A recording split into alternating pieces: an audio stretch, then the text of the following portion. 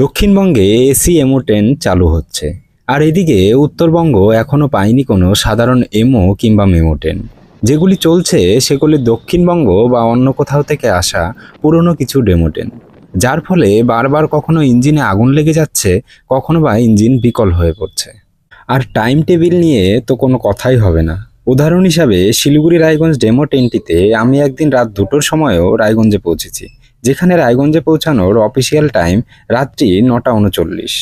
অন্যদিকে দক্ষিণবঙ্গে local train 10 minute দেরি করলেও যাত্রীদের তীব্র প্রতিবাদ ও রেল কর্তৃপক্ষের দ্রুত পদক্ষেপ দেখা যায়।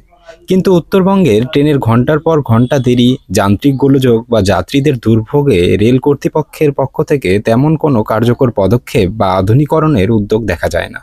এর থেকে মনে হয় রেল কর্তৃপক্ষ হয়তো ধরেই নিয়েছেন উত্তরবঙ্গের শিলিগুড়ি, মালদা, কোচবিহার এসব শহরে অফিস কিংবা কর্মসংস্থানের তেমন প্রয়োজন নেই। তাই হয়তো সময় মতো ট্রেন চলাচলও খুব একটা জরুরি নয়। উত্তরবঙ্গবাসীর সময়ের কোনো মূল্য আছে কিনা তা নিয়ে প্রশ্ন থেকেই যায়।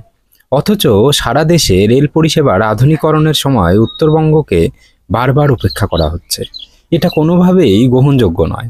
উত্তরবঙ্গের মানুষের জন্য আধুনিক ও নির্ভরযোগ্য লোকাল ট্রেন পরিষেবা নিশ্চিত করা জরুরি, যাতে তারা সময় মতো গন্তব্যে পৌঁছাতে পারেন এবং নিরাপদে যাতায়াত করতে পারেন।